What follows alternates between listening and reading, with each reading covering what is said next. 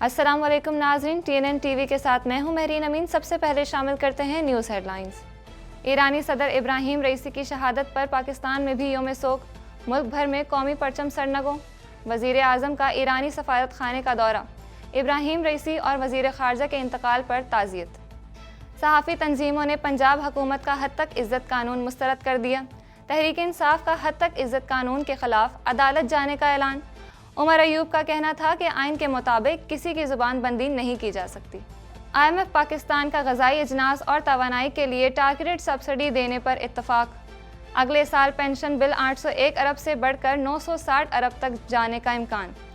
فریقین کے درمیان معاشی اہداف کے تعین پر اختلافات برقرار۔ گندم درآمد کرنے کے اسکینڈل میں ذمہ داروں کا تعین ہو گیا، کارروائی کی بھی منظوری۔ نیشنل فوڈ سیکیورٹی کے 4 افسروں کو معطل کرنے کا حکم۔ ذمہ دار افسروں پر ناقص منصوبہ بندی اور غفلت برتنے کا چارج لگایا گیا ہے۔ ملک کے بیشتر علاقوں میں شدید گرمی کی لہر کا امکان۔ درجہ حرارت معمول سے 4 سے 6 ڈگری سینٹی گریڈ زیادہ رہنے کا امکان۔ کراچی میں گرمی کا راج برقرار، ہیٹ ویو کا کوئی امکان نہیں۔ کینیڈین حکومت نے گاڑیوں کی چوری سے متعلق قومی ایکشن پلان پیش کر دیا۔ وفاقی وزراء کا کہنا ہے کہ بجٹ قانون سازی میں نئے اقدامات پر غور کیا جا رہا ہے۔ گاڑیوں کی چوری میں اضافہ ناقابل قبول ہے۔ کنزرویٹو NDP کو EV ڈیلز کا جشن منانا چاہیے۔ کینیڈین وزیر صنعت کا کہنا ہے کہ مجموعی طور پر ہزاروں ملازمتیں پیدا ہوں گی، ہم سب کو کینیڈین کے طور پر جشن منانا چاہیے۔ ٹورنٹو کے لیے شدید طوفان کی وارننگ منسوخ کر دی گئی۔ شہر میں شدید بارش کے ساتھ طوفان کا خطرہ برقرار، شہریوں کا گھر سے باہر نکلتے وقت محتاط رہنے کا مشورہ۔ ایرانی سپریم لیڈر کا 5 روزہ قومی سوگ کا اعلان۔ بدھ کے روز ابراہیم رئیسی کی نماز جنازہ کے سلسلے میں ملک بھر میں عام تعطیل کا اعلان۔ ایران میں صدارتی انتخابات 28 جون کو کرانے کا اعلان۔ عالمی عدالت سے اسرائیلی وزیر اعظم کے ممکنہ وارنٹ گرفتاری پر امریکہ بلبلا اٹھا۔ امریکی صدر جو بائیڈن فوجداری عدالت پر برس پڑے۔ نیتن یاہو کے وارنٹ گرفتاری پر فرانس نے عالمی عدالت کی حمایت کر دی۔ ہیڈ لائنز آپ نے جانی اور اب خبریں تفصیل کے ساتھ۔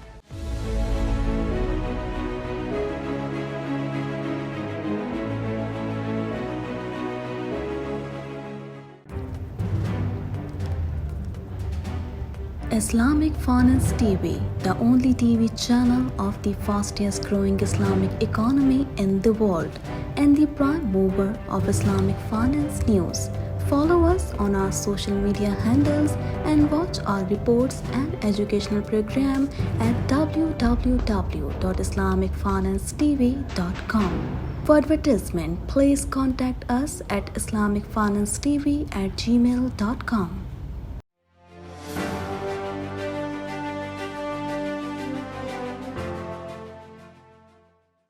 وزیر اعظم شہباز شریف نے ایرانی سفارت خانے کا دورہ کیا، جہاں انہوں نے سفیر سے ملاقات کر کے ابراہیم رئیسی ایرانی وزیر خارجہ کی ناگہانی موت پر تعزیت کا اظہار کیا۔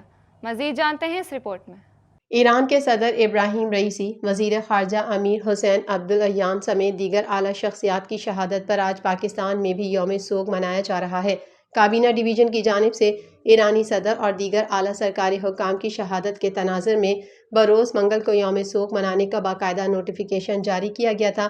ملک بھر میں قومی پرچم بھی سرنگوں ہیں۔ دوسری جانب وزیر اعظم شہباز شریف نے ایرانی سفارت خانے کا دورہ کیا، جہاں انہوں نے سفیر سے ملاقات کر کے ابراہیم رئیسی وزیر خارجہ عبداللہیان کی ناگہانی موت پر تعزیت کا اظہار کیا۔ تفصیلات کے مطابق وزیر اعظم شہباز شریف نے اسلام آباد میں قائم ایرانی سفارت خانے کا دورہ کیا، جہاں انہوں نے ایرانی سفیر سے ملاقات میں ہیلی کاپٹر حادثے میں شہادتوں پر افسوس کا اظہار کیا۔ وزیر اعظم نے کہا کہ مجھے اپنے بھائی اسلامی جمہوریہ ایران کے صدر ڈاکٹر سید ابراہیم رئیسی اور ایرانی وزیر خارجہ حسین امیر عبداللہیان کی ہیلی کاپٹر حادثے میں شہادت کی المناک خبر سے گہرا صدمہ پہنچا ہے۔ ہم دکھ اور غم کی اس گھڑی میں سوگوار خاندانوں اور اسلامی جمہوریہ ایران کے عوام کے ساتھ دلی تعزیت کا اظہار کرتے ہیں۔ انہوں نے کہا کہ ہماری تمام تر ہمدردیاں اور دعائیں شہداء کے اہل خانہ اور ایرانی عوام کے ساتھ ہیں۔ ڈاکٹر سید ابراہیم رئیسی ایک شاندار عالم اور بصیرت رکھنے والے رہنما تھے۔ پاکستان نے آج ڈاکٹر رئیسی جیسا مخلص اور اعلیٰ خصوصیات کا مالک، بھائیوں جیسا دوست کھو دیا۔ پاکستان میں تعینات ایرانی سفیر رضا امیری مقدم نے وزیر اعظم شہباز شریف اور پاکستانی قوم کا مشکل کی اس گھڑی میں ایران کے ساتھ کھڑے رہنے پر شکریہ ادا کیا اور کہا کہ مرحوم صدر ڈاکٹر رئیسی بھی وزیر اعظم شہباز شریف کو بہترین انسان اور ایران کا دوست سمجھتے تھے۔ انہوں نے کہا کہ مرحوم صدر رئیسی کے لیے وزیر اعظم محمد شہباز شریف کے جذبات اور ان کے الفاظ کو قدر کی نگاہ سے دیکھتے ہیں۔ ابراہیم رئیسی کے پاکستان ایران تعلقات کی مضبوطی و فروغ کے ویژن کو جاری و ساری رکھا جائے گا۔ وزیر اعظم شہباز شریف نے ایرانی صدر کے اعزاز میں سفارت خانے کی وزٹر بک میں تعزیتی کلمات بھی درج کیے۔ پی ایف یو جے اور کے یو جے دستور نے پنجاب اسمبلی سے منظور ہونے والے حد تک عزت قانون کو مسترد کر دیا۔ اس حوالے سے مزید جانتے ہیں۔ پی ایف یو جے اور کے یو جے دستور نے پنجاب اسمبلی سے منظور ہونے والا حد تک عزت قانون کو مسترد کر دیا۔ میڈیا رپورٹ کے مطابق پی ایف یو جے اور کے یو جے دستور نے پنجاب حکومت کا حد تک عزت قانون مسترد کر دیا۔ Pakistan federal union of journalist کا حد تک عزت قانون پر اظہار تشویش کرتے ہوئے کہنا ہے کہ سچ کہنے، دکھانے اور چھپانے پر یقین رکھتے ہیں۔ پاکستان تحریک انصاف نے حد تک عزت قانون کے خلاف عدالت سے رجوع کرنے کا اعلان کر دیا۔ انسداد دہشت گردی عدالت کے باہر میڈیا سے گفتگو کرتے ہوئے قومی اسمبلی میں اپوزیشن لیڈر عمر ایوب کا کہنا تھا کہ یہ کالا قانون بنایا جا رہا ہے۔ آئین کے مطابق کسی کی زبان بندی نہیں کی جا سکتی۔ ہم اس قانون کے خلاف قومی اور صوبائی اسمبلی میں مزاحمت کریں گے۔ انہوں نے کہا کہ جس نے ایوب خان کی مارشل لاء کی بات کی اس سے پوچھیں نواز شریف نے کیا کیا تھا۔ عمر ایوب کا کہنا تھا کہ بابا رحمان نے عدالت کو پورا قانون سمجھایا ہے۔ عدالت کا مشکور ہوں جنہوں نے انصاف کیا۔ میرے پاس اڑنچو نہیں کہ ایک ہی دن سارے پاکستان میں گھوم لوں، یہ سارے جھوٹے مقدمات ہیں۔ دریں اثنا تحریک انصاف کے رہنما بابا رحمان نے کہا کہ وزیر اعلیٰ اور وزیر قانون توہین عدالت کر رہے ہیں۔ صحافیوں کو پکڑنے کے لیے جو قانون بنایا گیا وہ نہیں چلے گا۔ اس قانون کے خلاف عدالت سے رجوع کریں گے۔ ان کا کہنا تھا کہ پاکستان تحریک انصاف صحافیوں کے ساتھ کھڑی ہے۔ دبئی لیکس کیس کو فوری کھلنا چاہیے۔ عدلیہ کا کام لوگوں کے حقوق کی پاسداری کرنا ہے۔ واضح رہے کہ گزشتہ روز پنجاب اسمبلی نے حد تک عزت بل 2024 منظور کیا تھا۔ اپوزیشن نے بل کو کالا قانون قرار دیا اور احتجاج کرتے ہوئے بل کی کاپیاں پھاڑ دی تھیں۔ صحافیوں نے بھی پریس گیلری سے واک آؤٹ کیا تھا اور بل کے خلاف اسمبلی سیڑھیوں پر احتجاج کیا تھا، جبکہ ملک گیر احتجاج کی کال بھی دی تھی۔ پاکستان کی معاشی ٹیم نے آئی ایم ایف کے ساتھ macro economic frame work share کر دیا۔ مزید جانتے ہیں اس رپورٹ میں۔ پاکستان کی معاشی ٹیم نے آئی ایم ایف کے ساتھ macro economic frame work share کر دیا۔ میڈیا رپورٹ کے مطابق وزارت خزانہ نے آئی ایم ایف کو بریفنگ میں بتایا کہ ٹیکس ہدف میں 1300 ارب روپے اضافے کی تجویز ہے۔ نئے مالی سال کے لیے ایف بی آر کا ٹیکس ہدف 12,400 ارب روپے مقرر کرنے کی تجویز ہے، جبکہ پاکستان اور آئی ایم ایف کے درمیان بنیادی معاشی اہداف کے تعین پر ابھی اختلافات برقرار ہے۔ پاکستان اور آئی ایم ایف کے درمیان غذائی اجناس اور توانائی کے لیے ٹارگیٹڈ سبسڈی دینے پر بھی اتفاق ہوا ہے۔ ذرائع کے مطابق آئی ایم ایف نے آئندہ مالی سال میں جی ڈی پی گروتھ 5.3% تک محدود رہنے کا تخمینہ لگایا ہے اور وزارت خزانہ نے اگلے سال شرح نمو کا ہدف 3.7% تجویز کیا ہے۔ آئی ایم ایف نے مہنگائی کا تخمینہ 12.7% اور وزارت خزانہ نے 11.8% لگایا ہے۔ آئی ایم ایف نے کرنٹ اکاؤنٹ خسارے کا تخمینہ 4.6 ارب ڈالر لگایا ہے، جبکہ پاکستانی حکام نے کرنٹ اکاؤنٹ خسارے کا ہدف 4.2 ارب ڈالر تجویز کیا ہے۔ برآمدات اور ترسیلات زر سے مجموعی طور پر 61 ارب ڈالر سے زائد کی آمدن متوقع ہے۔ اگلی مالی سال ملکی برآمدات کا ہدف 32.7 ارب ڈالر رکھنے کی تجویز ہے۔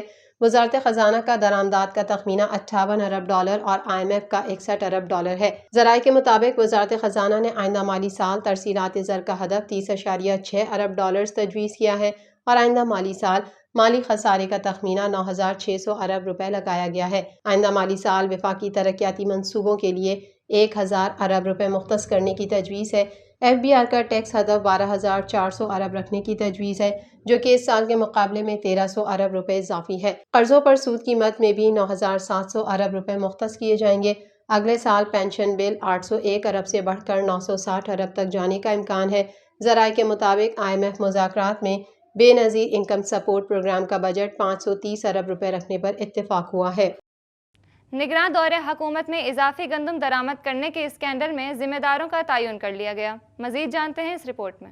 نگراں دور حکومت میں اضافی گندم درآمد کرنے کے اسکینڈل میں ذمہ داروں کا تعین کر لیا گیا۔ ذرائع کے مطابق نگراں دور حکومت کے کسی بھی اہم ذمہ دار کے خلاف کارروائی کی سفارش نہیں کی گئی، تاہم وفاقی وزارت نیشنل فوڈ سیکیورٹی کے 4 افسروں کو معطل کرنے کی منظوری دی گئی ہے۔ حکومتی ذرائع کے مطابق وزیر اعظم شہباز شریف نے انکوائری کمیٹی کی سفارشات کی منظوری دے دی ہے۔ سابق وفاقی سیکریٹری نیشنل فوڈ سیکیورٹی محمد آصف کے خلاف باضابطہ کارروائی کی منظوری دی گئی ہے۔ جبکہ سابق ڈی جی پلانٹ پروٹیکشن اے ڈی عابد کو معطل کرنے کی منظوری دی گئی ہے۔ میڈیا رپورٹ کے مطابق food security commissioner 1 doctor Waseem, director Sohail کو بھی معطل کرنے کی منظوری دی گئی۔ ڈائریکٹر فوڈ سیکیورٹی پنجاب امتیاز گوپانگ کو بھی معطل کر دیا گیا۔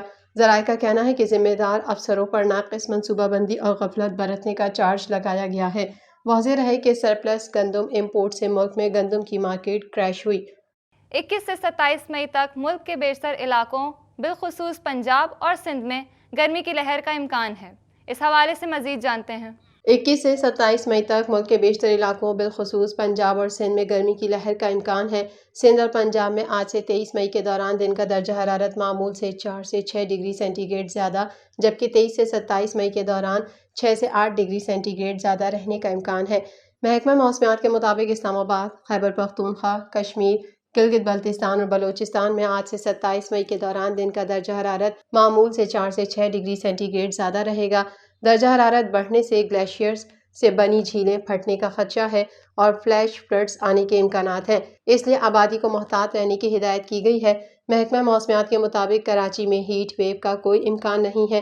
شہر قائد کراچی میں گرمی کا راج برقرار ہے، جبکہ شہر میں آج بھی موسم گرم اور مرطوب رہے گا۔ محکمہ موسمیات کے مطابق شہر میں کم سے کم درجہ حرارت 29.5 ڈگری سینٹی گریڈ ریکارڈ کیا گیا، جبکہ زیادہ سے زیادہ پارہ 36 سے 38 ڈگری سینٹی گریڈ تک جانے کا امکان ہے۔ موسم کا احوال بتانے والوں نے کہا ہے کہ شہر میں مغربی سمت سے 12 کلومیٹر فی گھنٹہ کی رفتار سے ہوائیں چل رہی ہیں اور ہوا میں نمی کا تناسب 76% ریکارڈ کیا گیا۔ ہوا میں نمی کا تناسب زیادہ ہونے کے باعث گرمی کی شدت زیادہ محسوس کی جا رہی ہے۔ محکمہ موسمیات کے مطابق پی ڈی ایم اے نے ہیٹ ویو کے پیش نظر تمام متعلقہ اداروں کو ہدایات جاری کر دی، لیکن کراچی میں فی الحال ہیٹ ویو کا کوئی امکان نہیں ہے۔ مزید خبریں بھی بلیٹن کا حصہ ہوں گی، مگر اس بریک کے بعد۔